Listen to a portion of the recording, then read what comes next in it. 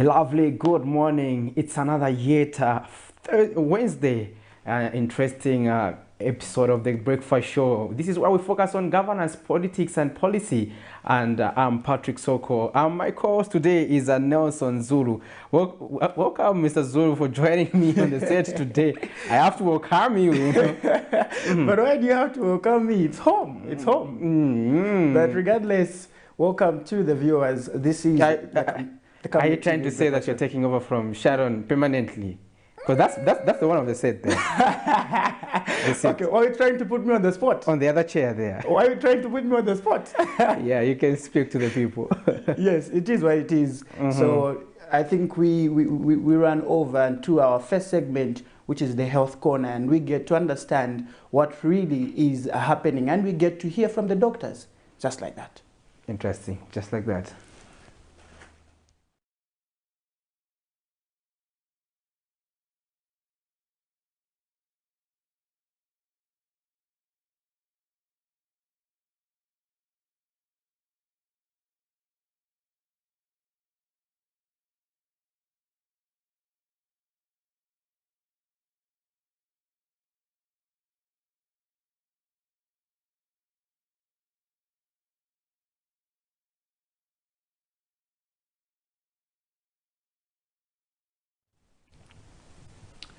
Good morning, and I'm happy that you could join us today on the Health Corner here on the Breakfast Show.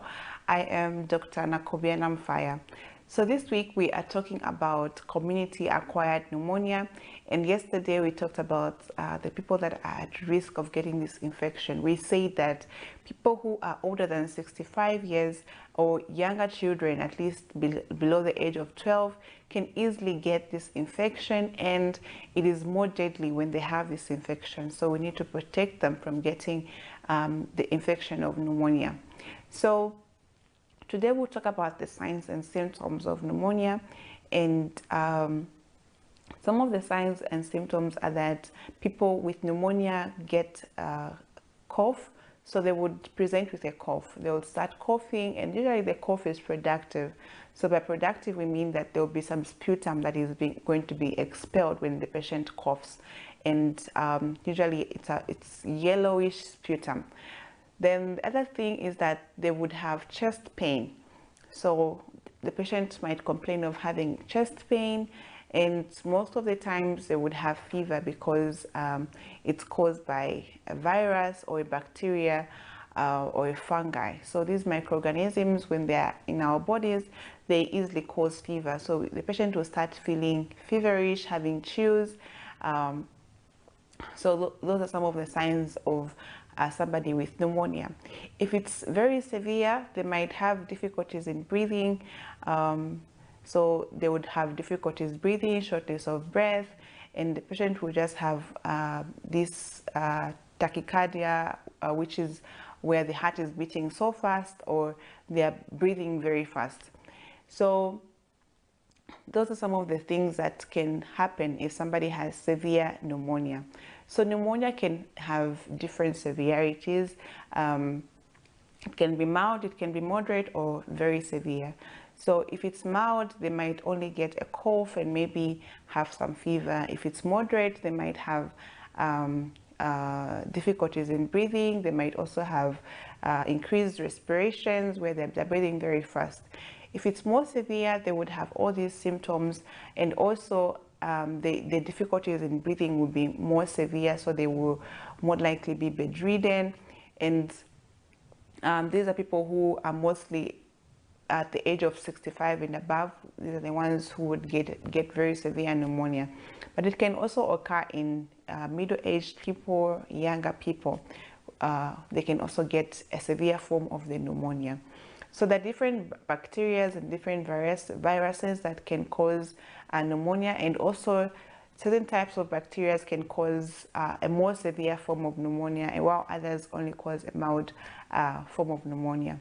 So tomorrow we'll talk about some of the ways in which pneumonia is treated, and how it can be diagnosed in the hospital, what can be done for the patient, and just how the patient can be treated in the hospital if you have pneumonia.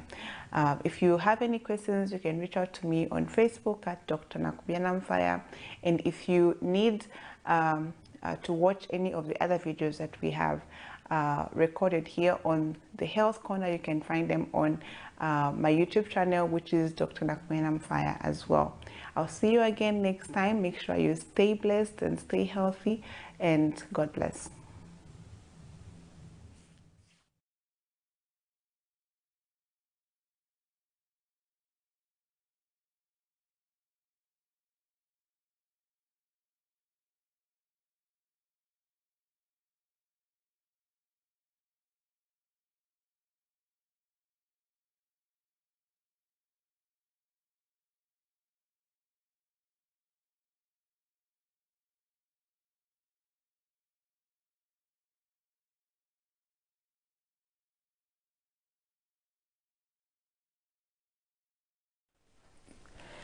There you have it. That was Dr. Mufaya there. She never disappoints when it comes to informing us on her health matters, and quite an interesting topic on pneumonia. And I hope you managed to get one or two things. It is important that we get to familiarize ourselves with various health issues so that we can know how to keep ourselves healthy. Now, talking about another segment that is interesting, that helps us to know how we are performing, especially in the economics of sides, is the money market. So we have to understand how the kwacha is performing against other major convertibles. So let's look at that. Now, the Great British Pound is buying at 23 kwacha 49 ngwe and selling at 23 kwacha 96 ngwe. $1 is buying at 18 kwacha 94 ngwe and selling at 19 kwacha 31 ngwe. The euro is buying at 20 kwacha 41 ngwe and selling at 20 kwacha 81 ngwe. The South African rand is buying at 0.98 ngwe and selling at 1 kwacha. Interesting there. Those are your money market. I hope you are saying how, even in case you've been having your dollars there, you are seeing how much you can change them at. It's also indicating that the kwacha has been on the depreciating side there, because it had gone to the 17 band. Now it's gone back to 18. It may go back to 19, even eventually 20 to 21. But we hope that the central bank will continue to put in place measures to stabilize the economy. We did a monthly a quarterly review of the monetary policy by the Bank of Zambia, and it's a committee where they did indicate that they have been working in the background to make sure that the kwacha stabilizes, and that's by offloading some dollars to make sure that the kwacha is able to compete and be able to stabilize businesses. Now, this is also not a sustainable measure, but in a long run, people expect that the Zambian government will maximize on production and enhance exports, because that's the only way we are assured of foreign exchange. And we just hope that they'll continue putting in place those measures to just stabilize the kwacha. Mr. Zul, your take on that? Yeah, indeed. I think it could be very important that sustainable measures are looked at in terms of providing ways of how things would just tend to balance when it comes to issues of trading in on the market, and how people can tend to benefit from that. In as much as they raise the monetary policy, what does it mean to a commoner out there? What does it mean to a common people? Those are things that now should begin to indicate and be at parity with everyone. I think that would be my honest take. So now, when that last time they did review the monetary policy, and the review simply means it is the price at which the money is borrowed from the central bank by the banks. Exactly. Now the banks also now have to transfer that cost to the consumers. You and I would want to borrow, but people have been concerned to say even if the policy rate has been changing, but the banks are still expensive. Even at the time when you think no, the lending rate should be low as prescribed by the Monetary Policy Committee, you discover that banks still charge exorbitant interest rates, and that tends to discourage our businesses and also tend to affect people, because you find that people now failing to pay back the loans, and that is not good for the economy. You need to borrow money to grow a business, but if you cannot borrow at a price that is flexible and enables you to grow, it is difficult for you to just maximize your business and increase your profits. So now let's also look at some of the stories that have been making the headlines. There have been a lot of things happening this week, and a lot of things have happened in the country now. We also look at a story where the government has flagged off the construction of feeder roads in Lusaka's Mandevo constituency at the cost of 2,680,000 kwacha using the Constituency Development Fund, CDF. Speaking at the commissioning of the projects in Lusaka Tuesday, Area Member of Parliament Christopher Shakafuswa says about 390 kwacha has been approved for the construction of a mother's shelter at Mandevo Pediatric Health Center. Meanwhile, Lusaka Mayor Chilando Chitangala has called on women to stop giving birth in homes, but go to the clinic and utilize the mother's shelter that has been built to save them. So let's get to zoom in that story. We'll be back on the other side. Most of feeder roads in Lusaka's Mandevo constituency have been in a bad state for many years, which has been affecting productivity in most areas as cars cannot access most households. But this challenge is about to come to an end as government has flagged off the construction of feeder roads in the constituency at a cost of 2.6 million kwacha using the constituency development funds. Lusaka District Commissioner, who was represented by District Director Onyeo Chia, says the project will help ease traffic in the constituency. Improved roads will not only reduce travel time and enhance accessibility, but also stimulate economic growth and facilitate the movement of goods and services. Meanwhile, Mandevo Member of Parliament Christopher Shakafuswa has thanked the United Party for National Development UPND administration for increasing CDF to 28.3 million kwacha and for prioritizing all constituencies when releasing the funds.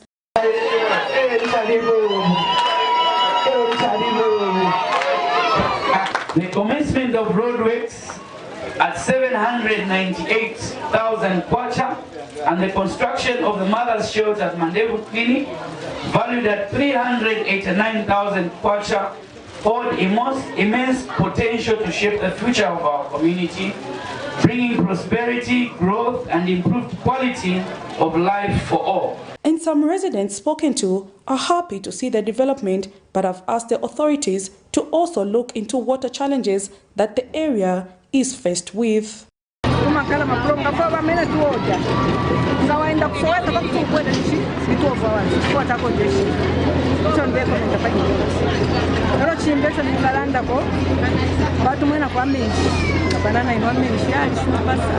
Manditiyamikira zikomo parodi amene vatiletera bachetipembako chintu chimodzi tipembako chemanzi gavumenti tiyang'aneko manzi kulibe na kliniki tilibe tichoka kuno paka kuchipata nje kwetimaenda tipembako chegavumenti tiyang'aneko manzi tichitotapa tichoka kutali kutapa manzi. Meanwhile, government has also approved the construction of a mother's shelter at Mandevo Pediatric Health Facility at a cost of about 390,000 kwacha using CDF. Kandi bazimai yakuti tukazi kana bana mu manyumba isire mwambie lazimai isire ija mukaona waneba itantao yafika mwabasha encourage tubatamangira ku clinic ayi noti ko barira bana mu manyumba tileta problems ayi bauti mufike ku hospital nisi mwana obazimai batisi atireke ivaini.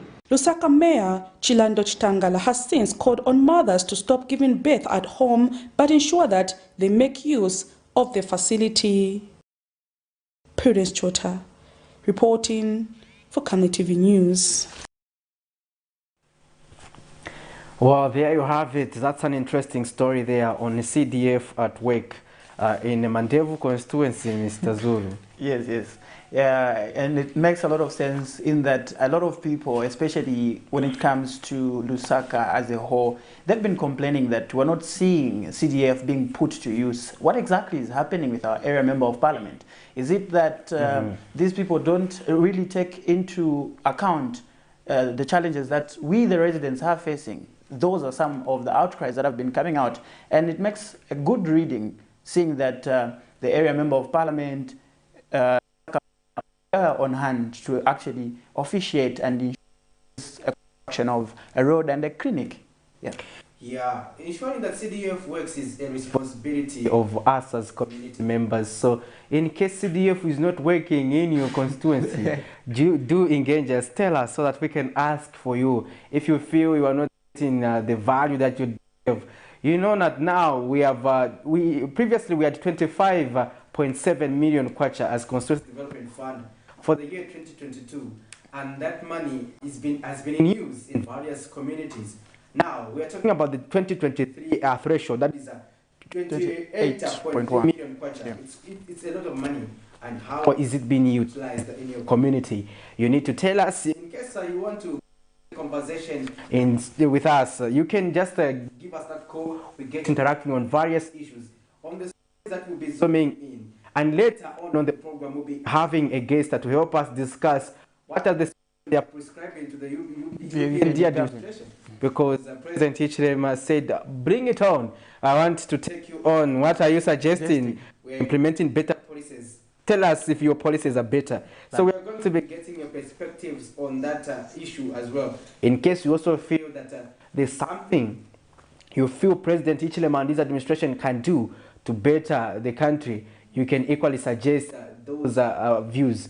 And now let's also looking at another interesting story where villagers in Shimulekelela village in Muchenje ward of Katuba constituency of Central Province are using a footbridge made out of sticks to access basic commodities and sell their produce.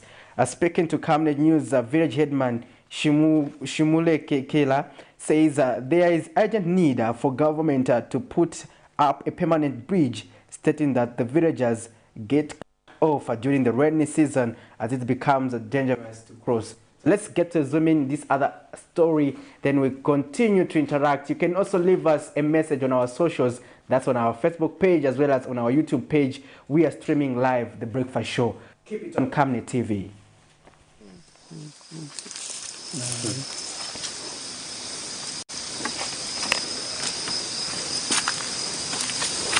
Bridges in Zambia's rural areas play a significant role as they are sometimes the only connection between villages, schools, and other key facilities. For villagers of Shimulekela village of Katuwa constituency in Chiwombo district, the lack of a footbridge created a crisis, resulting in them making one for themselves out of sticks. Despite it being dangerous, this bridge has been serving its purpose, but the villagers are now calling for a more permanent structure, stating that it becomes impossible during the rain season.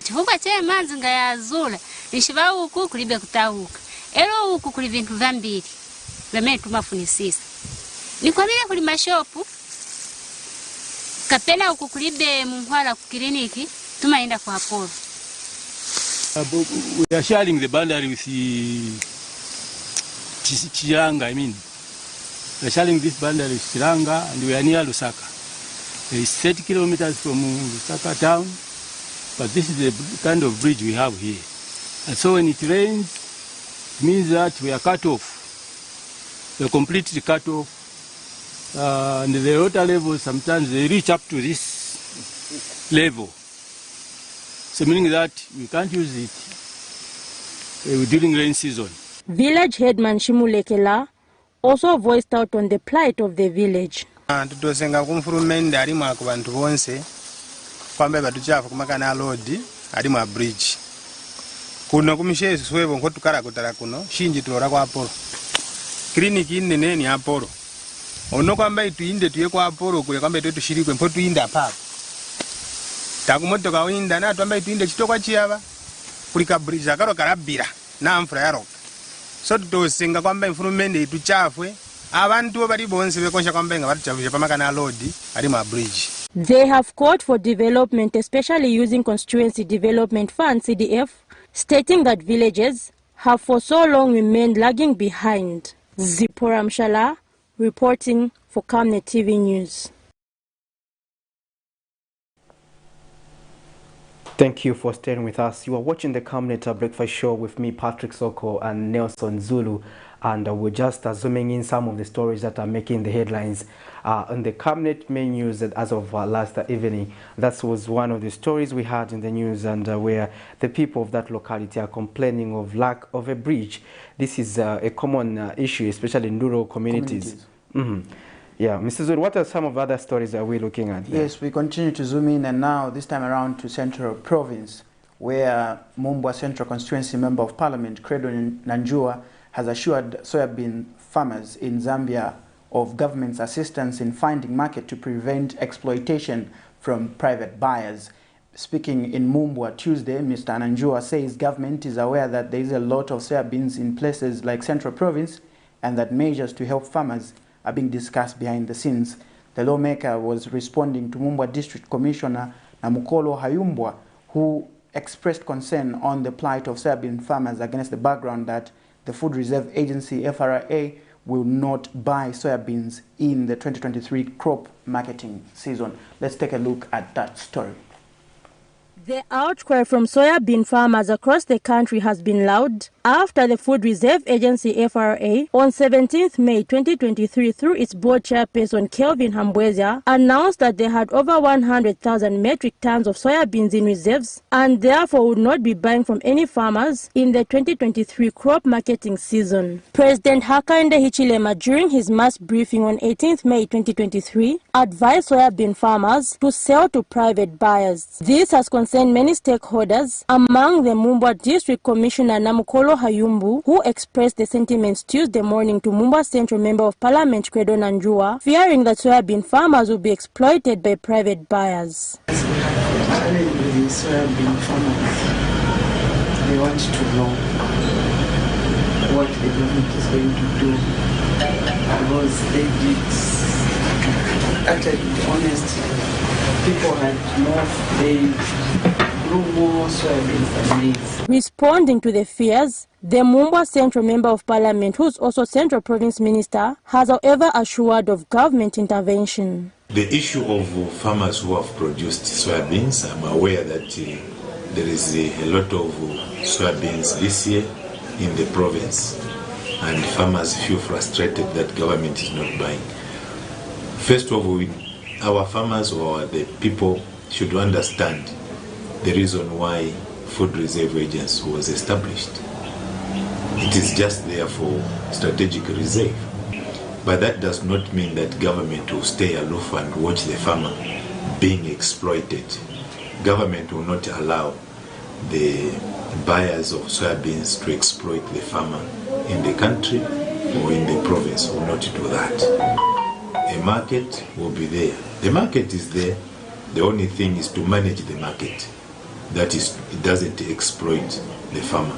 He says government will see to it that soybean farmers get value for their soybeans and not make any losses, despite FRA not buying. Zipora Mshala reporting for Camnet TV News. That's one of our interesting stories that came through from Mumbwa constituency, with Credo Nanjua assuring some soybean farmers that market was going to be provided after it was actually mentioned that FRA will not purchase any soybeans in the 2023 crop marketing season. I don't know, what would be your reaction, Patrick? So interesting issues there coming there. They are quite, the issue of soybeans has been topical for a while now.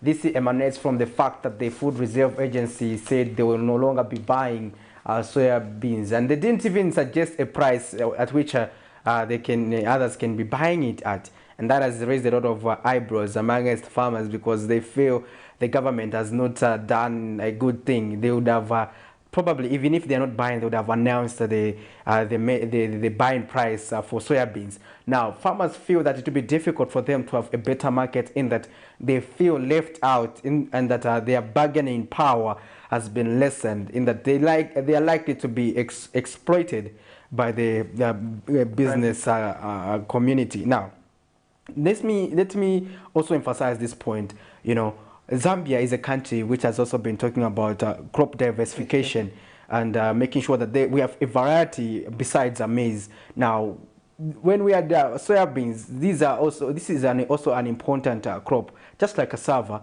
just like sorghum, just like millet. But if you see the attention that they are being given, they are not given enough attention, just like we give maize. No wonder maize is called a political crop, because of whatever politics surrounds it in terms of being the staple food of the country. So let's look at the dynamics. On the other hand, we are looking at us maximizing the productivity in the agriculture sector by also, sometimes when the price of meal increases to unacceptable levels, we tell people, say, find alternatives to maize. Can you eat sorghum? Can you eat the cassava meal? But how do they eat these things when they are not readily available, and their pricing mechanisms are not predictable? You understand? So it defeats the entire planning purpose that we have as a country to ensure that we have a variety in terms of our basket. Other countries have more than one staple food. But in Zambia, it's like we enjoy just having maize. Mr. Zulu, if he has not eaten, he has eaten rice, you say, to rice, you know, those tendencies can only be addressed by us tackling the issue of mindset change, and also a policy direction. We need to shift in terms of the policy. We focus on every crop. We give prominence to every crop. If people appreciate the value of soybeans, they'll probably stay away from maize. And people would also appreciate, to say, no, we're better off going for soybeans, But when we're not doing those things at country level, at national level, it becomes difficult for individuals to take them up. You understand? So we have to put in deliberate measures to just make sure that that is actually cushioned. So in case you are a farmer there who has been affected, and you've heard that, for instance, in Mumbai, the member of parliament there is facilitating for market. Yes. Now, in your constituency, is the same thing happening? Yes. So those are things I want to explore. If at all you are being given up that opportunity, or are your leaders trying to find market for you, or they're just letting you to just confront these they are so-called the business briefcase buyers. But in business there's not such a thing. A businessman is a businessman. Doesn't matter. But it talks about, we talk about the free market economy, but when other crops we are selective, we take it personal, like on maize. We are not allowing the market fundamentals to dictate for themselves. But when it comes to others, we say, okay, it's okay, the market fundamentals can dictate. Because what that means is that, this has come as an excitement to grain traders. Are you aware of that? Because they know that they have a leverage for them to say, okay, we can manage to buy at this. You take it or you leave it. Now, they take it or leave it kind of arrangement is not conducive. You may discover now, because you have less options, you end up just say, okay, let me sell what I can. But while doing that, you also be making a loss. But how would we arrive at a price that is fair for both the seller and the buyer? Those are important perspectives. Those are important aspects that we need to explore. You understand?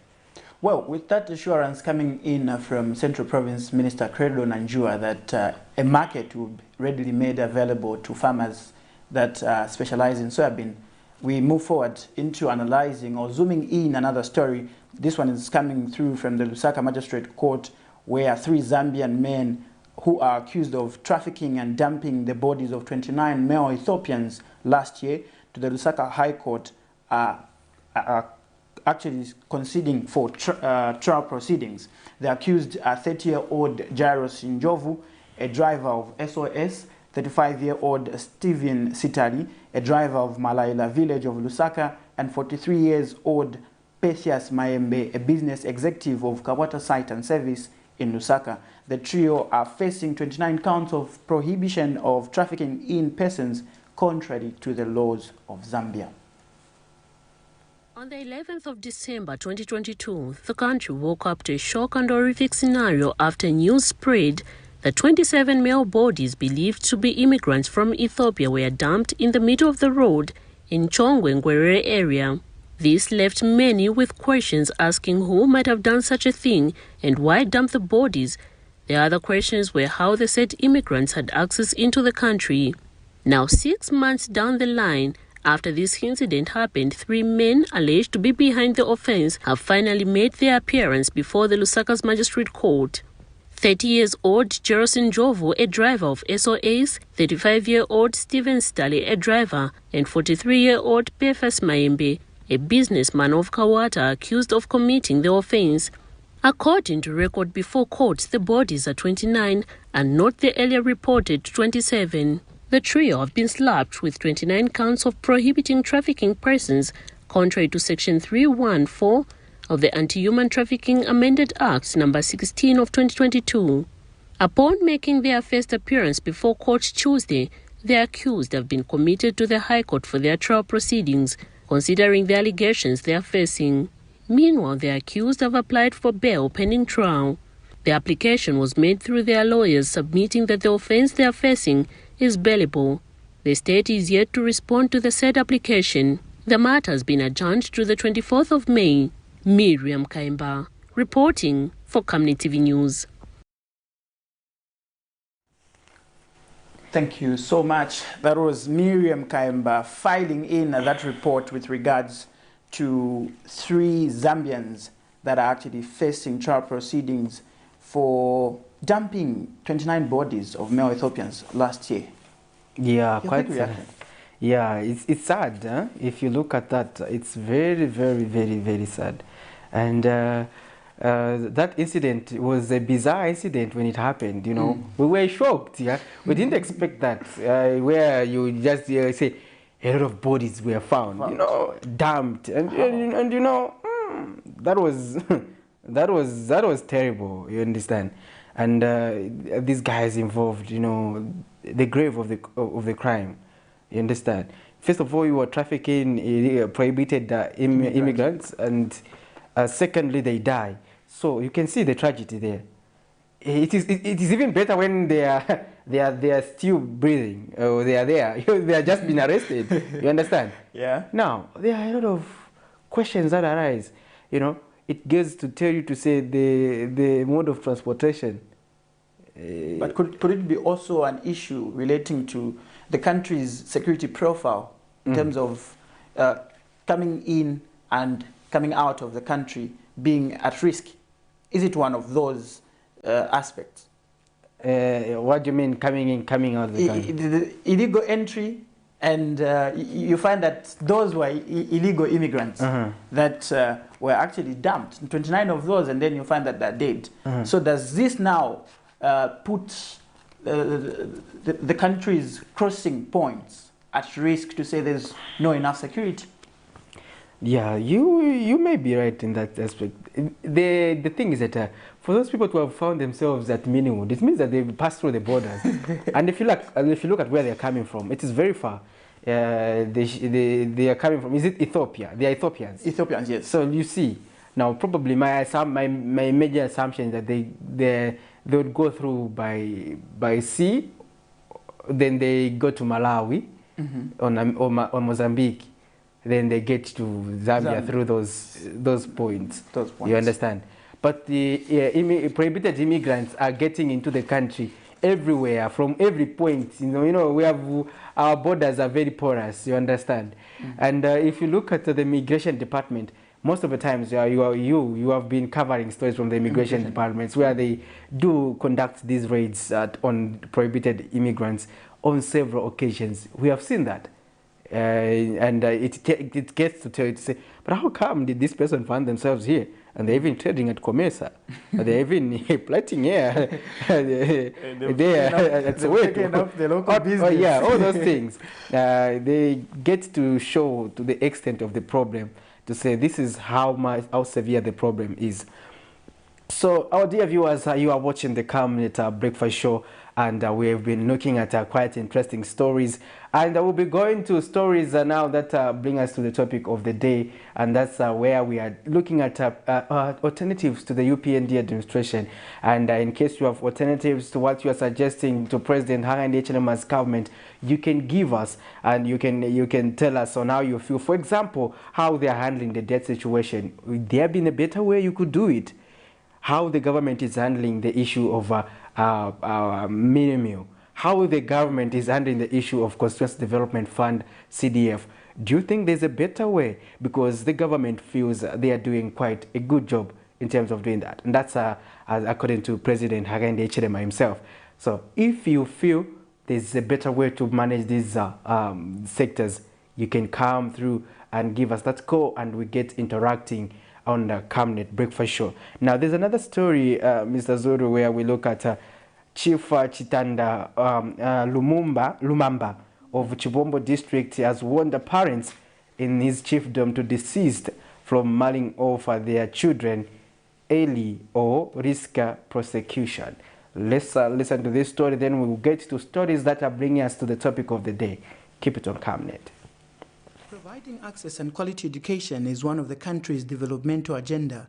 These are pupils at Mukunkwa Community School in Chief Chitanda Lumamba's chiefdom who can't hide their joy as Fountain of Life Africa Fola and Area Member of Parliament Princess Kasune hand over the newly built 1x3 classroom block community school at a cost of $40,000.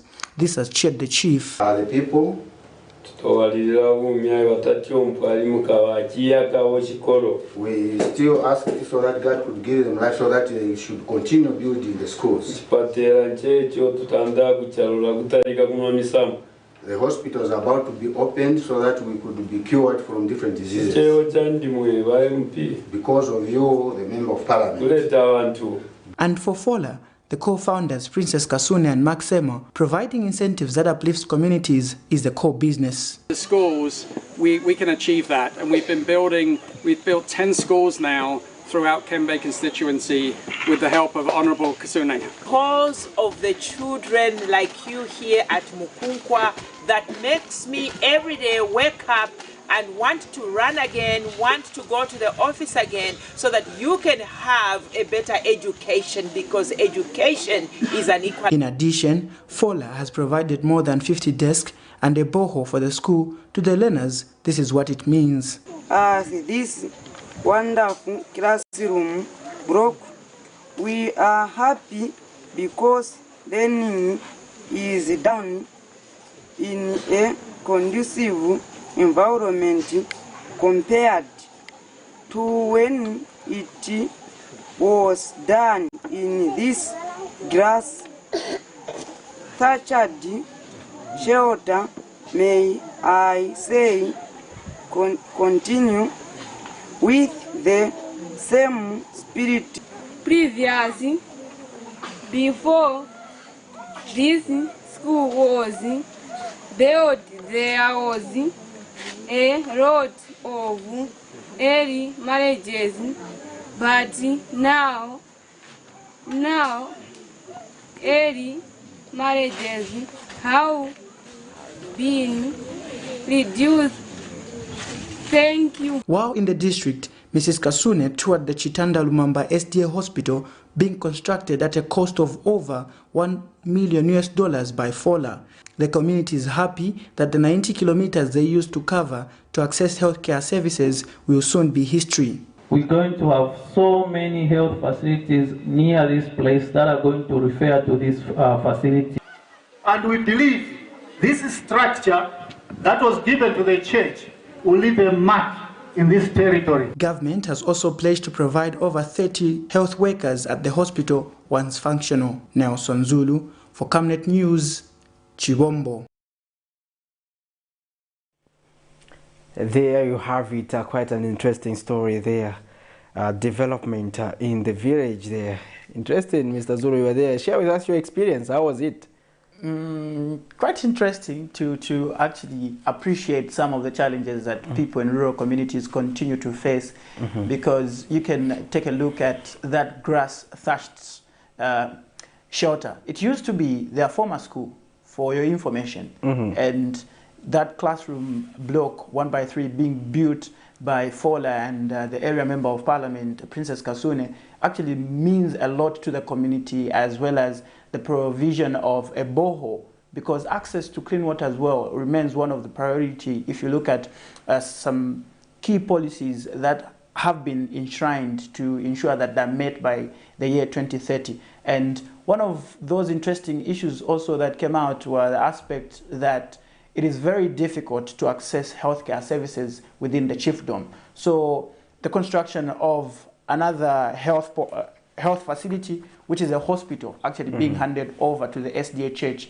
in that chiefdom by Fola, which is Fountain of Life Africa, and the area member of parliament, Princess Kasune, costing over $1 million.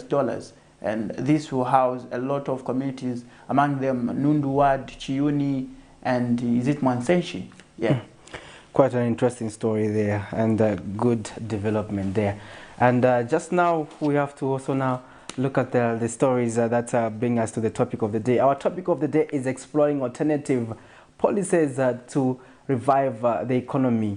This is in response to President Hakainde Hichilema's call on the opposition to provide alternatives to his administration, as opposed to just criticizing. And if at all they feel he is not doing the right thing, they should say it. What do they think must be done to better the economy? And this is how development should be. There should be ideas on the table. And you know, when we are undertaking the development process, it is not about the UPND administration, rather, but it is about everyone as a country. So whether you are in the opposition, you are in the government, we need to make sure that we develop Zambia collectively and not in isolation, because the development being spearheaded now is good for us and for our children and for the future generations. It will be harsh for us to leave a country which the younger generation cannot thrive in, and hence we need to make sure that we will look at those aspects are very, very, very much of ensuring that we harness development collectively, as opposed to every time criticizing. Now, in case you feel there are better issues to be addressed, you can leave us that message and we get to interact. Now, this is the right time when we have to first of all understand where are we drawing this story from. So let's look at these three stories. This is a story where President Hakainde Hichilema addressed the media last week, and he outlined quite a number of cross-cutting issues. And aside from that, we saw now the opposition political parties responding to the invitation to provide alternative policies. And we saw the Citizens First Party President Hari Kalaba being the first one to take up the challenge, and we also saw Bowman Lusambo, among others, taking up the challenge to respond to say this is how you can better govern the country. So now let's get to zoom in these three stories, then we'll be back on the other side and to be ready for our first interview of the day. Wednesday, 19th May 2023, Republican President Hakainde Hichilema took the stand to address the nation through the press. Just like his recent address, the president did not miss his words in assuring the nation on the need to unlock the economy by addressing bureaucracies. The president bragged about growing the economy based on historical and current economic trends as produced by the Bank of Zambia. The problems of restructuring the economy lingered on, and 1994 we went down by growth dramatically. But President Chiluba had already started planting the seed, digging the foundation. You heard me talk about digging the foundation here. 4 years later, from 1991, 3 years later, the fruit was not yet ripe.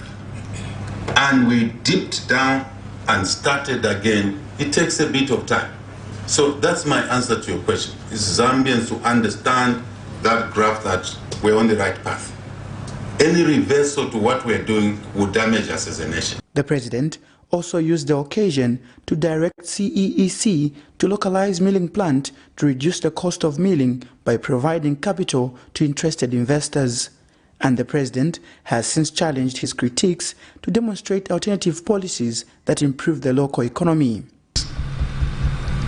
I wish to pose a question to my colleagues in the opposition who have a genuine role to play in a country. Let me pose a question to you. And through you, the journalists, pose this question to them. We ask our colleagues in the opposition to provide alternatives to these policies. Because the situation we inherited took down part of that decline in growth came from the mining sector. Now we need to ramp it up. Complex legal issues we found ourselves in, but we are disentangling this. We've taken a decision. We will not do business in courts, in mining or in other sectors. The president said he is not being rhetorical, but practical in governing the nation. That's not rhetoric, my sister. Getting the IMF program, IMF to support us in our request as our member. IMF is our institution. The colleagues that were there, by 2019 they realized they were losing things, they were doing wrong things. They went to IMF 2-3 times. IMF said, no, you have no capacity to manage a program. We come 6 months down the road, we met all the benchmarks. That's not rhetoric. It doesn't come from rhetoric. It comes from hard work, ingenious work, deliberate work. You may not like us. That's okay. Nelson Zulu for Camnet News in Lusaka. Bring it on as citizens faced party president Hari Kalaba responds to the challenge posed by Republican President Hakainde Hichilema, who Thursday told his critics to recommend alternative policies better than what his administration is implementing to revive the local economy. This question to them. We ask our colleagues in the opposition to provide alternatives to these policies.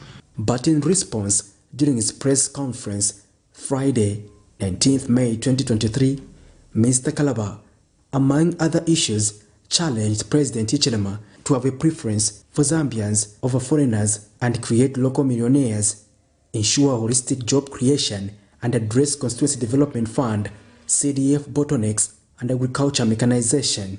He underscored the need to reduce revenue leakages in the mining sector and steer value addition. By prioritizing Zambians, government will not just be creating employment but also address the challenges of capital flight in times of economic turbulence.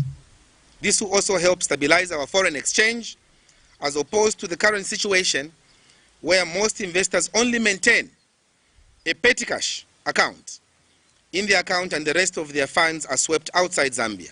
In fact, Zambia has become a haven of money laundering through transfer pricing and other means of creative accounting. The failure by government to provide answers to the challenges of Mopani and Konkola copper mines also goes to point to the extent to which they have failed in managing this very important sector.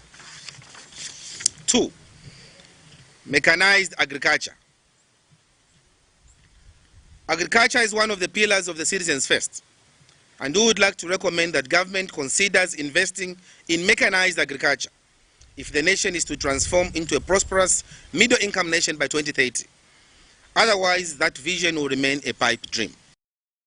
Meanwhile, President Hichilema had also reassured to fight past, current, and future corruption, but Mr. Kalaba disagrees. Reported about the president and his people, those close to the president winning tenders. Nothing has happened. They have gotten away with it because they're under the purview of the Republican president. Shame. The Citizens First is calling for the UPND government and its leadership to address the current corruption instead of just focusing on corruption under the previous regime. And President Hichilema, during his address, also emphasized that Zambia's economy is on a growth trajectory during his tenure. From 1991, 3 years later, the fruit was not yet ripe, and we dipped down and started again. It takes a bit of time. So that's my answer to your question. It's Zambians to understand that graph that we're on the right path. Any reversal to what we're doing would damage us as a nation. But Mr. Kalaba also had a justification for that. Focus so much on rich people. They focus so much on those who are educated, and the uneducated are not taken care of at all. Because that graph was basically telling you that if you don't understand it and you are in Shangombo, you are in Kaputa, wherever you are, forget, me, I have brought the graph. That's what you did. The truth of the matter is that that graph does not represent what you were saying, our president. Patrick Soko, Camnet News in Lusaka.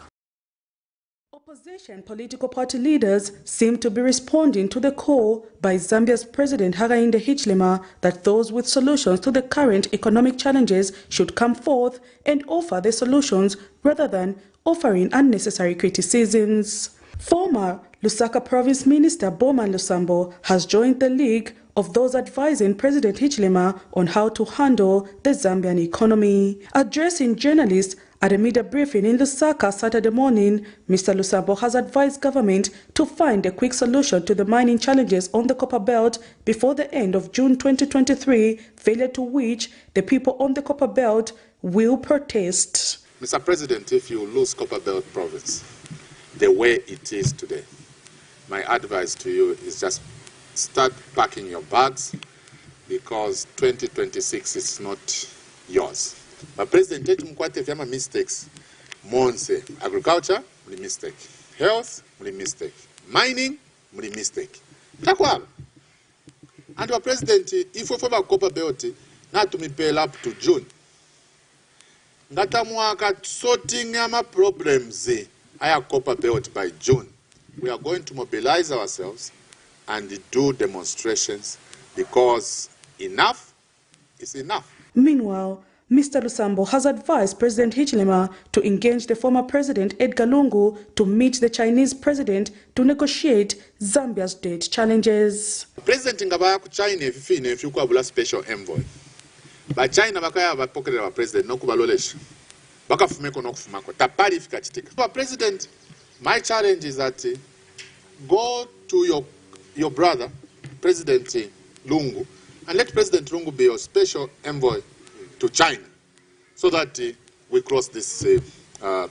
On the other hand, the former minister also says it is rumored that the low sulfur diesel that is being currently imported into Zambia is of low quality and has been damaging vehicles, hence calling on the Energy Regulation Board to investigate the matter. Information which we have, that fuel which we are bringing in, the diesel, it is not low sulfur. It is destroying the vehicles of the citizens. And we want you, Mr. President, to engage ERB and verify this information. Calculations are more kwete, the more opposition. Now therefore no kumi join, because yale ta encourage. Yale ta encourage sana. Njebe de Zambia nomba ya wama. A president opo mwaishira fya liluva fyonse fya liluva. So nomba ifo today twishikande. Nomba president fidabale tweba fya ya kwi. So ndafo kwipisha mudamu chi state house limbi mwa vendosh. Pantu teti ba president mulabe fyonse ofu malela ya bantu. The former minister has also touched on the high price that government has offered farmers for a 50-kilogram bag of maize and says it will affect the price of meal, hence calling on the government to provide alternative solutions to cushion the high price of Zambia's staple food. Tientumfileko abantu luse ba president. Soya beans shteni ba government. For any mpia mushte soya beans. The former minister has since cautioned European countries to stop resolving African challenges outside of the continent but come to Africa and hold meetings pertaining to Africa on the African continent. Prudence Chota reporting for Camnet TV News. So there you have it. Those are the stories we were talking about when we talk about those who suggested that they have alternatives, and that's how they think the UPND administration should better do things. And that was the last clip was Mr. Bowman Lusambo. He was the former Lusaka province minister, highlighting issues there, as if very funny enough was saying that I wanted to join you. When I looked at your calculations back in opposition, they made a lot of sense, but he's claiming now that after you formed government, these calculations are nowhere to be seen. But he doubted the calculation while in opposition. Now does he suggest that he wanted to join? You see? And you get to now ask questions, are we being truthful here? Are we being truthful? Really? Like, I wanted to join. Yeah. Wow. So let's, in case you want to join the conversation and give us your views on those stories, how the opposition political parties bring out their perspective on how they feel the UPND can substitute some of its policies with what they're suggesting. Those are the opposition political parties' perspective. In case you want to also share with us your views on those stories, you can get in touch on the Camnet Breakfast Show or leave us a message on our social media platforms, especially on YouTube and Facebook. We are streaming the Breakfast Show live in case you want to be in touch with us. Now, Mr. Zulu, do we still have stories to zoom in there? Yes, we indeed have another story coming through from the Opposition Patriotic Front, who are actually charging that a move by proponents of the United Party for National Development, UPND, to insult a Catholic priest for speaking against high cost of living is a ticket out of government. UPND members and some government officials have criticized Father Anthony Salangeta of Renchina Pasish Catholic Church in Chawama, who on Sunday allegedly stated that vulnerable citizens need food and not graphs explanations. Father Salangeta was making reference to President Hakainde Hichilema's use of graphs during his press briefing on 18th May 2023, indicating how the country's economy is improving under his leadership. Let's take a look at that story. The thrust that you have undertaken to insult the Catholic priests and the Catholic Church, that is a sure ticket out of government. We wish you well. You are doing a fantastic job. To start alleging abortion, what, and so on, it has been done by others before and they left government. And they're doing even a better job today to be insulting the Catholic Church. So I want to wish Honorable Mtoro Piri and Frank Tayari, who I would want to advise. Frank Tayari, people are looking for you in Ndola. You have been missing for some time, and they are looking for you right now as I speak. So instead of having a press briefing of patronage, here in Lusaka, go back to Ndola and meet the people so that you can hear their cry and their demands. Because we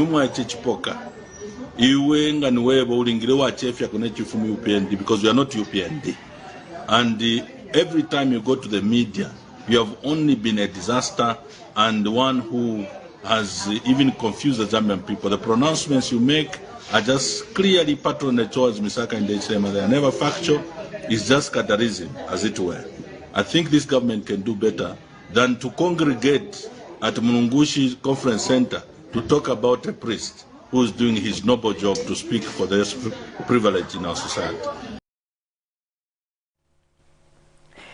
There you have it. That was Rafael Nakachinda from the Patriotic Front there, and is the chairperson information. Talking about Father Salangeti, is it? Yes, he has been making headlines, the father, for his statement he made that people in Mississippi do not understand the graph. They want, they want a Kawali. Yeah, so those anyway, that's the reality, but you know, it depends, I know, but also the generalization aspect is also not correct. If you look at it simply means that people in Mississippi, everyone else cannot understand the graph, but that is not true, Mr. Zul, isn't it? The others understand the graphs. We still have got people. Others understand the graph. So even in Kabulonga, there are people who may not understand the graph, Yes. but there are those who understand the graphs. So, but if I'm to analyze this perspective, is that probably if you say vulnerable people or those who are not literate are not able to understand that language.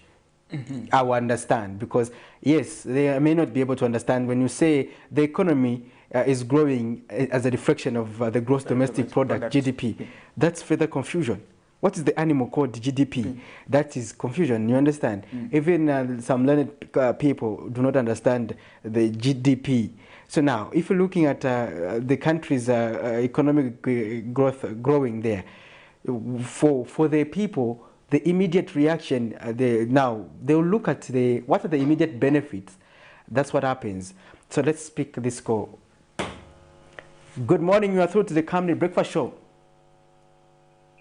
Hello, good morning. Good morning.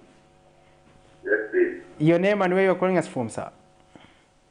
From Kitwe. From Kitwe. How is Kitwe this morning? Kitwe is cool. All right, you can give us your views, sir. Yeah, actually my views are on the brief himself on what he said. Yeah, my thinking is that when the president was addressing the media, he was talking to journalists who understand what's that. Exactly. The journalists now to explain to their audience in a layman's language right now. That's my perspective of what the president was doing there. So, in as much as the priest was trying to drive the message to the congregants about what they are going through, it was a bit offside for him to start realizing what the president was doing was wrong. I think that's my view. Interesting. Thank you very much. There you have it. That's the perspective there from Kitwe. And like who were explaining about that perspective of the priest. I was explaining a perspective to say the economy, the way it runs, Mr. Zulu, everything is a product of research. And policy has been put in place to make sure that something works out. Whatever the central bank is doing, whatever the Bank of Zambia, or rather the Ministry of Finance are doing, is to make sure that the economy is balanced, is manageable for the betterment of the country. Overall, that's the objective. Now, when the president was explaining about the graph, it means that the country is on a growth trajectory. So, but you know, what will go through someone's mind is that when the president said the economic growth, it should translate into job creation, it translates into the reduced cost of living. But others have also argued to say no, things cannot happen overnight, like reducing the cost of doing business or the cost of living. Because trust me, Soko, what is on the ground is that a lot of citizens, the perception that is there is development takes over overnight, and like it's taking some time.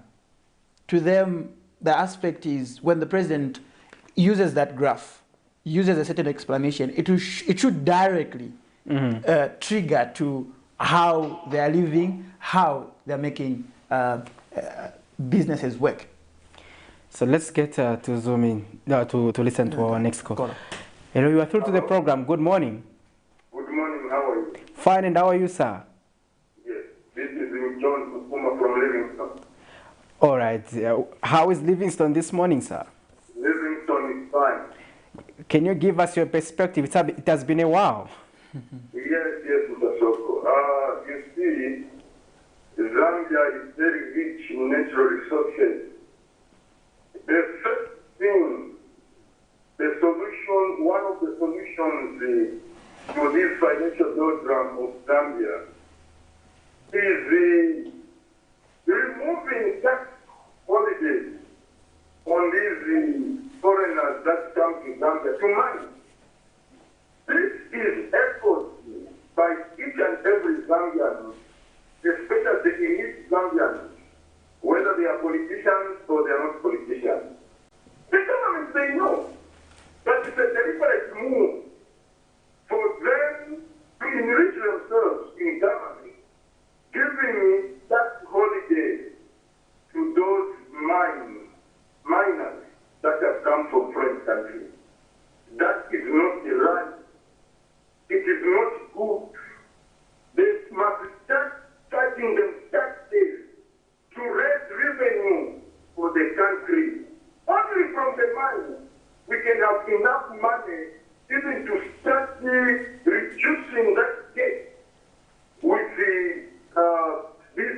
other countries. Number two, we can see that maize itself is a very good commodity for export. Let them bring deliberate policies in this nation where they can support commercial farmers to irrigate maize. And that maize that is done for irrigation, it is solely for export. Then the maize that is being cultivated by us peasant farmers is solely for inland consumption. These things, my prophet, can be done. All we need is that a revolutionary leader in this nation.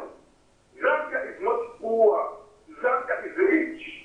But only that we don't have revolutionary leaders. Leaders come only for themselves. Yes, those graphs, my brother, even me, I don't understand them. But you see, I've gone beyond the report. My own nephews in Kaoma, they were calling me. They don't understand those graphs. That is very true. The best they can do is let them just wait. You know, in FMC, the GDP which they are talking about was very good, was better performing than what they are claiming now. But the FMC was put out in 2011. GDP, if it is doing better, let it reflect on the ground. How people are suffering, it reflects the kind of GDP that is there. How people are living well, it reflects the GDP. Now when you look at the people are suffering, they are suffering, my brother. Then how is GDP being portrayed to be good? Those are mathematics of books. And today, in today's life, those things people can't agree, they cannot be treated. Thank you very much, Mr. Soso. Thank you very much. That's a voice from Livingston. He has been a regular caller, giving us insight and perspective on topical issues of national interest, and it brings us his perspective. And yeah, that's quite an interesting aspect there. In case you also have your perspective about that story now, that's pertaining to the graphs. The graph emanates from the president's speech, yes. And now people are providing alternatives. Yes. So when you are providing alternatives, they suggest next time don't use graphs.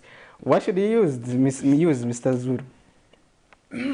That's a very difficult question if you look at it, Mr. Soko. But it's just say no. Say poverty levels were at 45%. They have reduced to 30%. Let's get this call.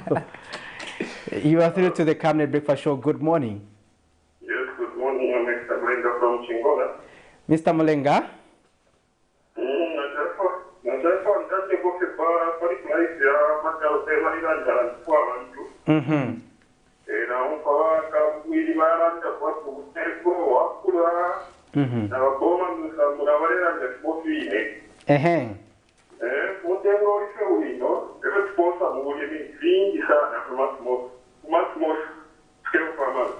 Mm-hmm.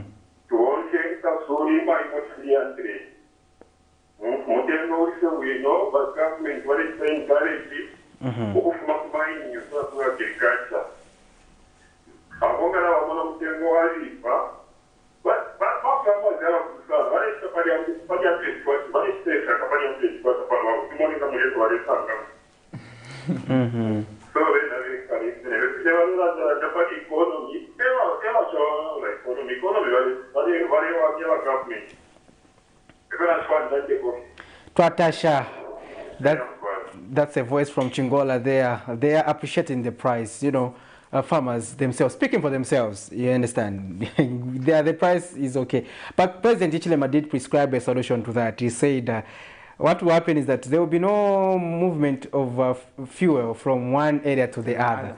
Now, before we do that, what we do, Mr. Zuru, we usher in our guests. Let's get to take a break. Then on the other side, we also look at that other story on where the father was quoted and where we saw the UPND just Affairs Department also coming to speak about that, you know. So that is among the highlights of President Hichilema's address, and talking about alternatives. So let's get to take a break and also look at that story. We'll be back on the other side. Salvation and strength and the kingdom of our God and the power of his Christ have come. You lift one hand and I'll lift the other hand, because our man of God in a surrendered position is more dangerous than an entire army. In the name of the Lord Jesus, today God will remove every form of iniquity, every ounce of iniquity that has been around you. Then I said, behold, I have come to do your will, O God, to fulfill what is written of me. So that I can understand that when Mary is in that crowd, part of her is crying for them to choose Jesus over Barabbas. But she doesn't understand the mystery of redemption. That Jesus did not come to the world to die a normal death, because a normal death does not do anything for you and I. Your great and mighty power, the heavens declare. Your great and mighty power, you're greater than the greatest, you're mightier than the mightiest, you're stronger than the strongest, better than the best. The use of graphs by the head of state during his engagement with the media on 18th May 2023 has sparked a lot of debate in the country, with some stakeholders stating that this is important as it gives a clear picture of how the economy is performing, and others indicating that a large population of uneducated citizens were not considered as they could not follow. Others still have been indicating that many citizens are only interested in affording food and not in technical explanations of how well the economy is performing, the likes of Father Anthony Salangeta of Regina Pass's Catholic Parish in Chawama, who allegedly made the sentiments on Sunday during Mass service. GDP, Millennium Development Goals, Zambia will reach Sapchai. Zambia reaching Amasapuya. Narumba ma graph. Kwa misi graph, kwa misi ruto shigawamage.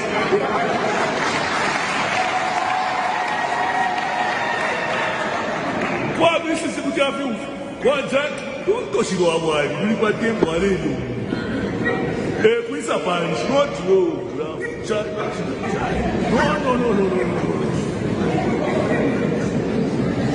Hata ugonjwa wa ubunga Mzambia.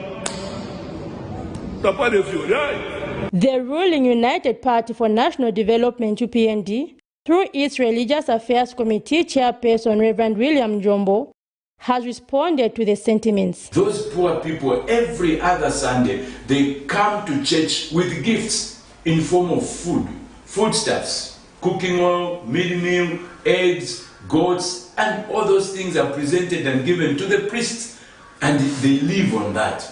Why should the same priest in turn, turn and castigate or say these people are poor, and why should and blame government for it? I think rather than look to government for everything, we must know that as Christians and as clergymen and women, we have a responsibility to help our congregants, to encourage them, to inculcate the spirit of hard work, the spirit of investment, to inculcate the spirit of working together to ensure that we can reverse poverty in this country, and not to go to the pulpit and put a blame on a leadership that is doing so much to reverse the poverty levels in this country have. He has advised the church to show leadership through offering sound advice and not what he has termed as playing politics.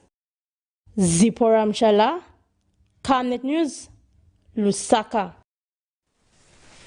Welcome back. You are watching the Camnet Breakfast Show with me, Patrick Soko, and Nelson Zulu.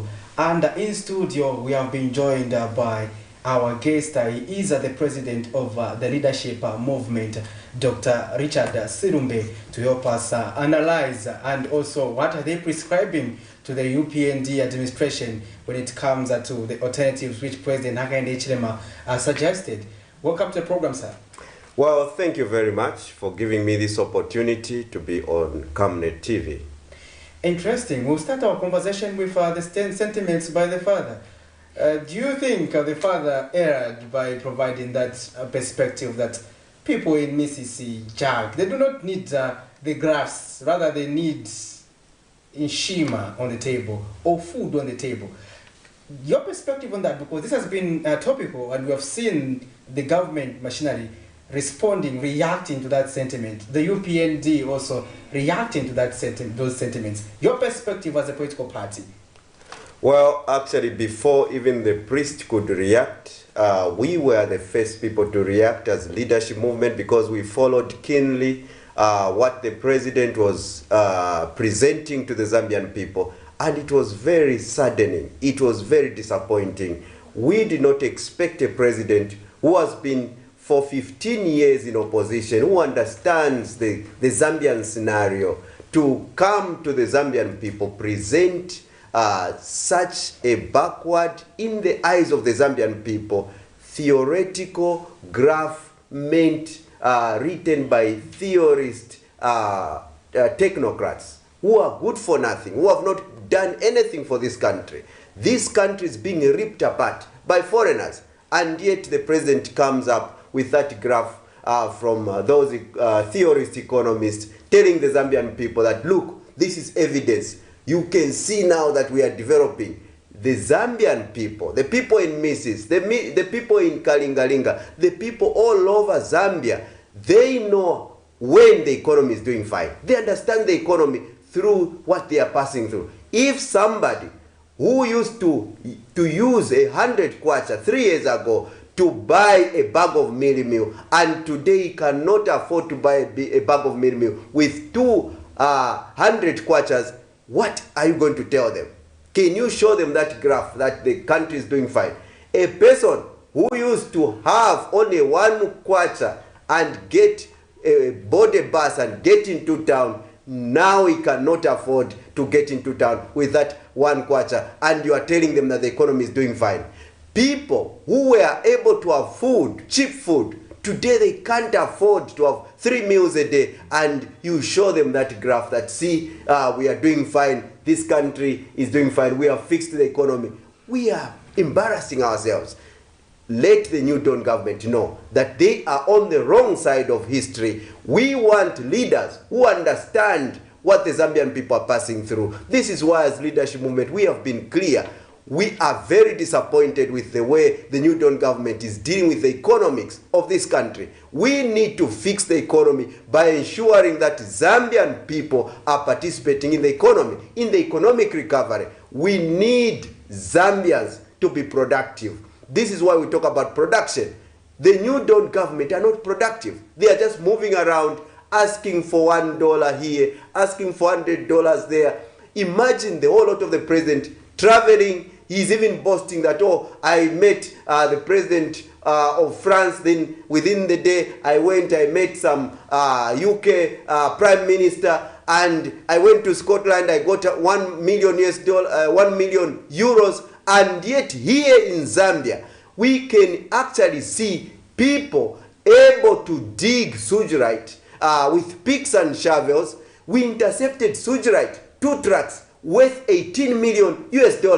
And you have a government that cannot take advantage of that. We cannot go there, ZNS, be able to dig that sewage, produce trucks and trucks of sewage, be able to sell out there and raise money and start booming the economy. We are sick and tired of such kind of mediocrity in this country, having leaders who cannot see what this country can do for us to develop. We want to be productive. We want ZNS to be productive. We want to have state farms in every district so that food can be abundant. We want ZNS run mines and not giving up on our natural resources. Now that you mentioned the aspect of ZNS running mines, Dr. Sirumbe, The UPND, on the other side, are of the view that government has no business doing business. So it is business should be left to the private sector.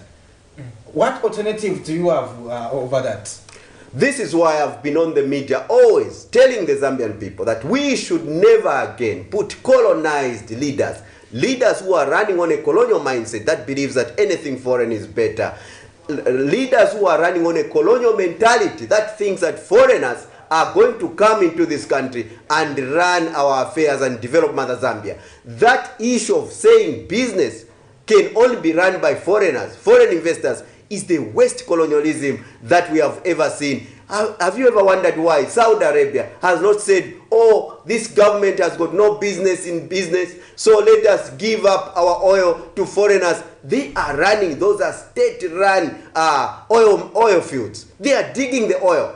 We have seen United Arab Emirates. They have not given up on their oil.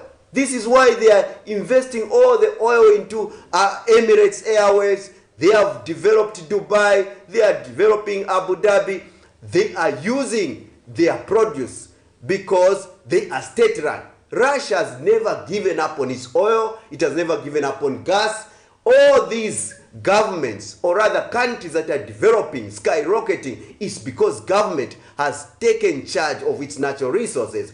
A colonizer who came from America or UK and told you that, oh, you have no business in business, we'll be sending only foreign investors here to dig your copper, dig your oil. What are we going to tell our children 50 years from now when they find that all the copper we had is finished, all the gold that we have, it is finished? We have gold in Kasenseri district. We are waiting for a foreign investor. People there, they can literally pick gold on the surface. We have gold at Kasisi there at the mountain. We are waiting. They are Chinese. They are digging the gold. And Zambian villagers there cannot even take a grip on the gold. If they pick that gold, they'll be arrested that they are illegal miners. We have gold in Impika right now, and we are waiting for a foreign investor. This is the kind of mentality that we don't want to see. As leadership movement, we want leaders who are going for the whole thing. Take care of our natural resources. This is why leadership movement wants to come and handle our natural resources and produce these minerals, products we sell out there, gain the forex that we need as the only lot that will jumpstart this country into the path of development, not what we are seeing with the New Dawn government. These people are literally hopeless. They have no direction. We need to take charge of our minerals. We need to take charge of our natural resources. Have you ever wondered why we can have first quantum mining? We can have barrick that makes $100 billion annual profit, and yet you have a government that has got nothing. They are on their knees begging from one country to one country. How long are we going to wait for these foreign investors to develop this country? We need to tax them. We need them to be paying 35% of tax from whatever copper that is being produced in this country. Under the leadership movement, no copper will leave our borders without having that money reflect in the Bank of Zambia, and we have taken 35% out of it, out of the profit, so that they can get the 65%. The way we deal with workers, if you get above 5,000 kwacha, you pay 35% to government. Why can we let foreigners to be on tax holidays and tax breaks and get ripped off this country, all the natural resources going, and we are watching and we are saying we have a government, we have some New Dawn government who cannot do anything, who are begging, moving around, pleading for little coins. But Dr. Silumbe, government is on record that there are over 100 cooperatives that have been formed to ensure that they take charge over these mines and ensure that they curb illegal mining. Isn't that part of the effort that government is putting to ensure that such issues are addressed?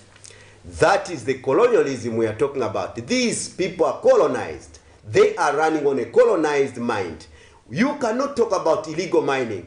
A Zambian with an NRC who has a piece of land should be free to mine, to pick gold, to dig manganese and sell to Mineral Reserve Agency. We need to have a government that has got reserves. The way we have FRA, Food Reserve Agency, we need to have reserves for minerals. We need to have leaders who are going out there marketing the products that we have in this country. Because Zambians who have NRCs, they are able to dig copper, they are able to dig gold, they are able to dig manganese and sell to the Mineral Reserve Agency. And that Mineral Reserve Agency, now we have a government that can sell the millions of tonnages that we have and gain forex out of it. Not these mediocre plans you are talking about where you say, oh, they've made cooperatives and they will be given licenses. Why should we talk about a license? How many people are going to be given licenses? It has been the same. It's a smoke screen to keep Zambians small, to keep Zambians colonized. When a white man comes into this country, immediately is given land with title deeds and is given a license. With your people, you are telling them to make cooperatives. And those licenses will not even come. At most, it will be those cooperatives where some foreigner in there and they are controlling everything. They are the ones who are going to get those licenses. We know under the leadership movement, there will be no licenses. That issue of licenses, that issue of illegal mining came from a colonial law during the 1890s when the John Cicero laws came into this country. There will be uncoordinated mining if you form government. Mining everywhere. And regardless of environmental consequences. Let me tell you this, how colonized we have been as Zambians. When you are building, everybody can build. People are building everywhere. People are using sand. People go get sand. No one gets licenses to get sand. Nobody will ask you for a license to get gravel. But because you are colonized, you think that picking gold on your plot is illegal. You should be regulated. People are digging sand every time. You are not people responding to dig. the question, Dr. This is Serum. where I'm going. This is where I'm going. You are Just going give to me do time. Disorderly mining. Let me tell you this. Or you make sure that there's a system. If you tell me that there is disorderly quarrying, if people are getting sand, you want to build, it's disorderly to get sand and build your house. If you have regulated sand quarrying and all those things, then you answer to me that mining should be corrected. Mining should be given anybody who has been given tax. I mean, every person should have. Listen. Yeah, just give me time. That Every Zambian should have title deeds. Let me tell you this. The reason why you think there is disorderliness in mining is because we have not given people title deeds.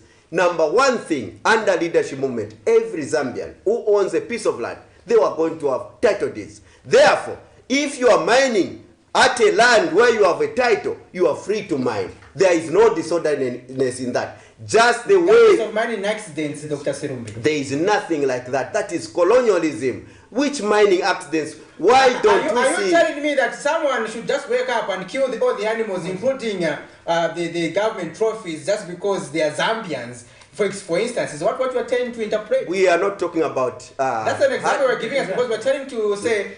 Everyone else, just as long as you are mining at your backyard, you create a huge pit in your backyard, and children, whatever accident happens there is none of their business as long as you mine there. Is that what you're telling us? We want to know that. Let me tell you this: you are so colonized as Zambians, so much that you think that mining should go 1,000 feet and you should make a big pit. The way you are talking about, we dig toilets in our plots. We don't control that.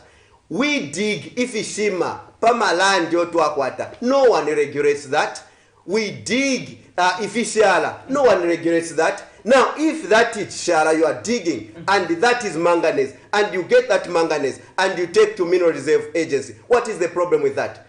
If you are building and you are getting your sand from there, who is going to regulate you? What do you do to your land? That is your land. You are going to take care of it. You are going to pour malachite on it or something to make sure that that land is tendered because you have ownership. Are you there is trying to no ownership. Simplify this thing, Dr. Sinumbi? Very simple. Are you trying actually. to oversimplify things that you are addressing them at a very simplistic level? Because we are seeing that the country is having issues of lead poisoning, manganese poisoning. So if we are not managing this sector, don't you think such incidents can have consequences to other aspects like water contamination? Let me tell you this: who has polluted this country more than How can you think that Zambians will pollute this country, the owners of this country, more than Barrick, more than all these foreigners you have given, and you are saying, oh, Zambians are going to destroy the environment? This is very unacceptable, and we need Zambians to know that we need to produce, we need to take part in our mining, and we need to correct. Okay, we don't have to give foreigners, and we need to... Camnet TV Breakfast Show. Go ahead with your contribution. Who are we speaking to this morning? I'm David Zaka. Yes, I'm listening to your program. It appears we're expressing a lot of ignorance about the whole economy. And looking at our president, Shilumbe, you are just speaking there. There must be order in the country, the way we do things. You know, we must have addresses. We have also everything in place.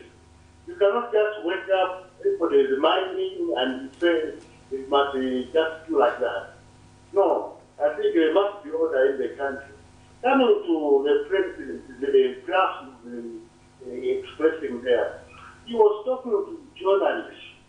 Now, you, Wasimumbe, how to interpret those graphs, and you tell the people on the ground. He was speaking to journalists who are educated so that they can now interpret those things to the other people. He was not talking to people in Shangombo. It was a press conference. And even that priest, I'm disappointed that he was using a pulpit to speak like that. Even Jesus said, the poor you shall have. You know? Poverty in Zambia, in Africa, is historical. So the priest shouldn't have used the pulpit. You know, it matters who said what. So, I think let's be level-headed as we discuss this. It's not politics, it's about development. You know? So let's be level-headed as we discuss this. We must help this government. Now, who is to blame from 1964 up to now? Is it Shirua? He privatized. Are we going to back to nationalism? Is that what you are talking about? All countries have moved away from that. You know? Or should we go to dictatorship? Because most countries like Rwanda, democracy in invented government is not even there. But they are doing better. So I think it's not about the politics, but development. So what you are talking there, what promises you are putting there, you fail even to implement even a single one. Thank you. Thank you so much for that contribution. All right. You can pick it up. Yeah, so I'm not going to waste much time because I know he's a praise singer, but let me take you back to history. When you see China and you are worshipping China and you are talking about, oh, we want to go and borrow from China, you should know where they're coming from. In China, there was agriculture. People were farmers, peasant farmers. Then Chairman Mao came and said, farming alone is not going to jumpstart this economy to the highest levels. We want every farmer to participate in mining. And they started constructing mini blast furnaces. And they started using the soil because it's rich in iron to smelt it and produce iron. And that iron was sold to government. And government became the biggest producer of iron in the country, still in the world. So that is where things start from. But because of colonialism, we can't even see what we are talking about. Because we have been told that a mine should look like Mopane, like KCM. We don't even see beyond where a micro miner is. He has 1 hectare of land and there is manganese there, and you see it a problem for somebody to get that manganese and actually sell to Mineral Reserve Agency and tender his land, because we are so colonized. When we hear mining, we think of a foreigner. We think of a white farmer. This is why I'm very disappointed, even with chiefs.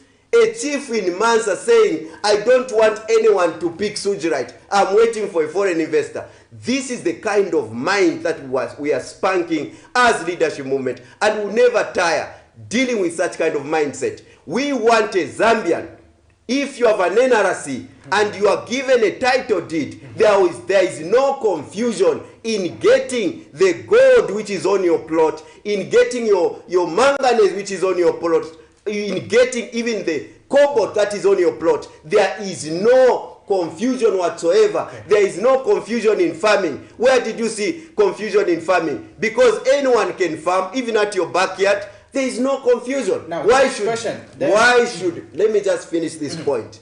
Why should mining, if there is no confusion in getting your soil, sand, and build your house, why should there be confusion in getting the little gold which is on your plot? The people of Kasisi there, they are suffering, and yet they can pick gold on their surface, on their backyard. And you are saying, no, it's illegal because some foreigner, some John Cecil Road, wanted to protect Copper Belt and told you that you cannot mine unless you have a license. When people that time, before 1890, Zambians in Kafulafuta and Banamkuba used to pick stones that are greenish in color, rich in copper, smelt them, make copper bangles, make copper plates. In northern province, people could pick stones that are rich in iron and smelt them and make out of them axes and hoes for cultivation and spears. And today in the 21st century, you think that a Zambian will create confusion when he participates in mining. Interesting. This is unacceptable. Our dear viewers, you are watching the Camnet Breakfast Show, and in conversation we have Dr. Richard Silumbe.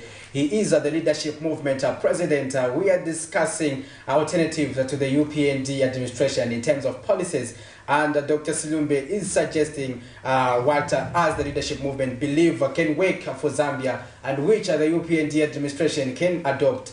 In case you want to join us, you can do so by giving us that call or leave us a message on our social media platforms on Facebook as well as YouTube. We are streaming the breakfast show live. Now, let's also get to another interesting aspect, Dr. Silumbe. I want to know how the Leadership Movement would have done it differently when it comes to debt management. How would you have done it differently as the Leadership Movement?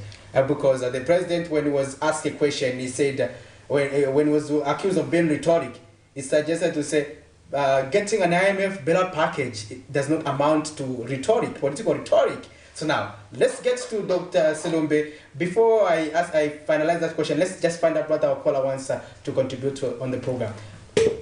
You are through to the Camnet Breakfast Show. Good morning. Hello, good morning. I think we have lost that one. You can call us again. We will be able to pick your call and interact with our guest. Now, I was asking on that aspect on the debt management. How would you recommend it would have been managed as the leadership?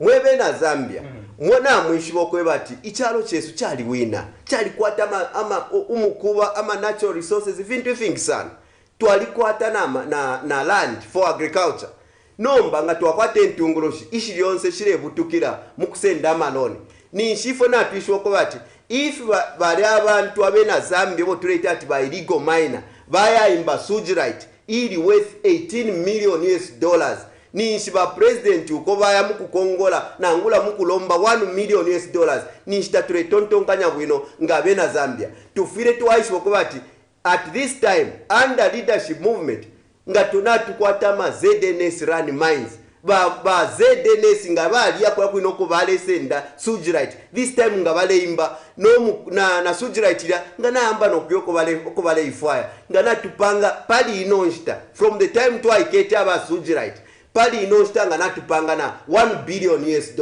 in sujirite ngaileya impie shireisa mumakofas ya chalo pali inonsta ngana tukwata ma ZN state farms nga tulecha na winter maize pali inonsta pantu ukubomba ya makafya ya misepero tukwete muno chalo 6 million young people are languishing in the streets without jobs. We need a government that is very resolute, that makes decisions, and that puts Zambia to work. We need to be productive. We need to use all the necessary means to put the energy of the young people into production. To also create Amazedene state farms, Mosema district, twasita create ama mine nga tulanda pama mine tatuliranda pali ifefi migodi ifyakala ifyaikala from 19th century KCM mopani fyalia panshi 10 kilometers panshi ata mine yalishupa tulefa machine tulefa bamwisa when mine tuwaitampa na pamusolo abantu baletampa mining panse fe pamusolo tuwapele ilialu mwana mine basangire kopa yaba fe pamusolo balana ukanda tao tulefa ama tax holidays baimba kopa ile ya fe panshi after 5 years tulebe batambeni ko kulipira bakana bashitisha kuli babariki ofo mulefu atule pita mu ferionse tulefu ZNS run mines we can start mpatamato yonse yaikala pamukuba the woka poto yaikala pamukuba that's why much Chinese beshira kula kukafio kukuitwe bamba no kuimba kopa ifo tuwalilwala tuleto ngata kopa ilive kumopani ifye fintu tufire tule tontonkanya ntunguru tufire tule kwateshire tono yakwe bati muno mwine mu Zambia kuti tuwachita produce ifintu ovo tuinga shakufyaro fimbi no kusende mpia forex muchalo chesu. That's why for pamonga ba leadership movement nga twaisa mubuteko icha number 1 onse farmer ofakalasa ngachita producer mataba FRA ikakwata matraki kubika nga 1000 bags pama FRA trucks yana ku Congo washa na pali 600 kwacha per bag noti ubufi bale mbepa ati otwalami mwakolasha pali 280 after 1 minute ubunga bwapwa pantu mwabika po bana mwerepete mu buteko abatabayishwa production bali beba kubasungu atawe mumfire mule ikalafe mule lolerafe tamufire mwayitumpa mu makwebo tamufire mwayitumpa muri business tamufire mwayitumpa muri production ubuteko bwa leadership movement bulefu abwayitumpa muri production bwayitumpa na makwebo pakwe bati ba farmer baba free kuba afirisha batwala amata bakukongo bashisha baleta nendala meshingi basana invest panchende yabo ngoli kumazabuka walete mpia wasana invest walakula na manganda pape no tukulaikala fe mukamusakuta orecha number 1 ba farmer tukamipela ama title deeds pantu nga mwakwata ama title chitupecha kuba titwaishibirapo ngokwete 10 hectares twakupera nga 200 bags ya fertilizer not ifale mibepa ato wa cooperatives mwana ma NRC mwapanga cooperative ukwete 5 hectares no kwete 10 hectares no kwete 0 hectare bonse pa NRC tapaba ma hectares mukwete kanchi nga yaisa fertilizer mule kwata chira muntu kameda nomba mwalai kalashani. Where can development come from with such kind of policies? We need to give you title deeds so that after a title you present a title,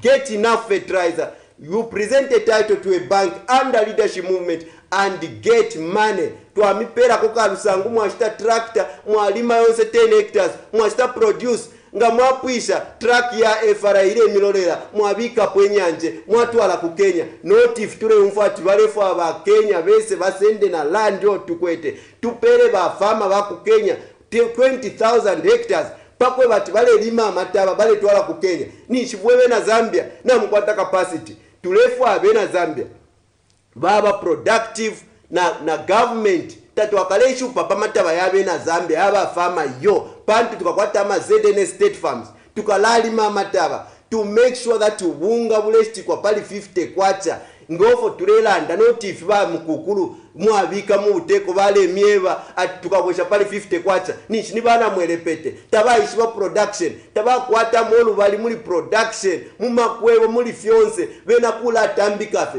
balolera fe ba muisa baba pera every time kalolera ba muisa bakupera something bushe ba muisa bengasa develop icharo mwewe na Zambia mule isu kamenso na mapino kumonoko tuleya. Dr. Shrimbe, I want you to end with this point. CDF is being said to be a game changer under the UPND administration in that it has been increased to 28.3 million kwacha and that the country has been turned into a construction site and this is development. How would have the leadership movement implemented the CDF better than the UPND? Your perspective on that?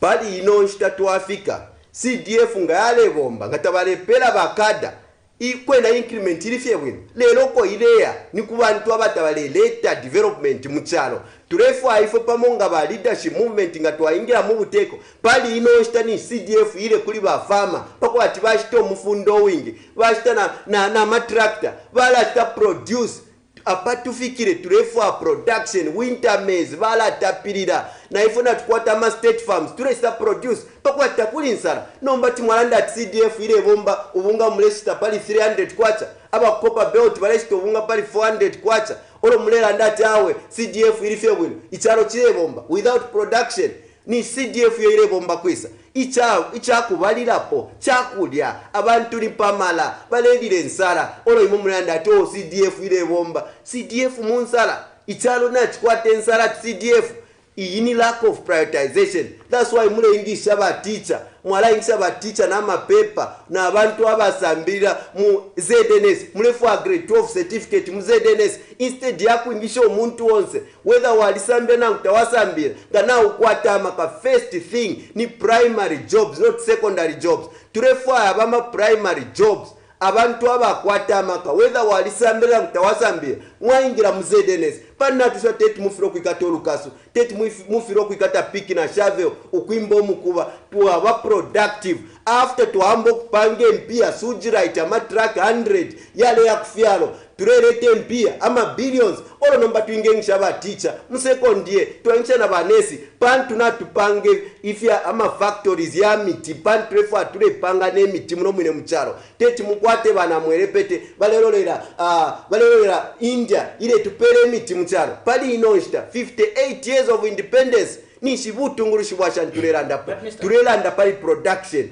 imiti shonze tufure panga muno mwine mcharo tufure tuakwata ama industries production number 1 ukwabula production nibuna mwerepete takuloko twalaya twakulala ndama figures turelanga abantu ato foreign direct investment ati bamwisa na besa na balete ndarama mcharosho abantu babena zambe tabalemona bale twala kumukubo kuyuko kwine kuma mine mwa bapera bale kisa produce umukuba bale stisha bale panga na profit mwali bapera na tax holiday na tax breaks ofo mwingalala ndati awe chalo chile bomba tulefaya impia na ngule ndarama isha kusa produce na maka Yesu na mano Yesu pamonga abena Zambia notifi akulekera bamwisa eyo bale tube pacho bale leta economic development lero abena Zambia yawe bale chula nendarama takuli nenchito takuli muchara but CDF in some parts of the country has been fully utilized, and here you are indicating that it's not being utilized to its full effectiveness. What could have been the best alternative to the CDF that is currently there, according to you? Ifo pamonga ba leadership movement ofo turefa opo twabomba pamoneka noti ifefya kwati mwapera ama kada to CDF is being utilized ebale chitafyonse turefa tumoni hapo kwebati umwina Zambia alikweta akamusakuta ali ni farmer ali minefya akamusakuta takweta ama title lero twampera CDF na ama title deeds amba nokukula akula nokukula ifevo turefa okumona nomba ni CDF yashani yone mwala babe na Zambia tire bomba lero babe na Zambia tabalemona ifipatala to alishwa atibala kula ni government tule muna maskulu bale kula na MPF konse bale kula nomba ye CDF yo mwala tuta convince abena Zambia bale fo okumona development mumi kalile yabo ifintu file moneka ba farmer basenda CDF bambo kusta produce ama track yambo kuingira ku Kongo impia sha Kongo shambo kuisa mu Zambia na ngula ku Kenya ifintu turela ndapo development makwevo fyafine kwa ngombe ile tabale ikala fyatao mwambo kukata ba farmer instead ya kutwala amataba ku Kongo bapange kwe indalama muleba kanyati yo amataba yalapo instead ya kupera CDF basi produce more maize winter maize apatu Africa nimpali na mtale su nshire mpapa isen tukonka nyepo kisa produce pakwe batuse produce amataba yengi under nani kane winter maize production to kwati na state farms to are feeding aba Congo ba Kenya bonse production development. That's why China tayala ndati auto waleko kushe fintu pantu ifintu fiala pa mchana ni production na makwebo data development not ama theories bale tulanga nama mapu aya kwebati tapaino muntu winga understand only ba praise singer ebenga understand no kutotera ati awe fintu firife bwino. Dr. Silumbe, I would like to thank you for finding time to be with us this morning. Thank you very much. It's been quite an interesting engagement with Dr. Silumbe in a quest to provide alternatives, just like presidential presidential directive that was given to various stakeholders, among them politicians. It's been a Camnet TV breakfast show, Wednesday edition, with Patrick Soko and myself, Nelson Zulu. From us to you, it's bye for now and have a blessed day.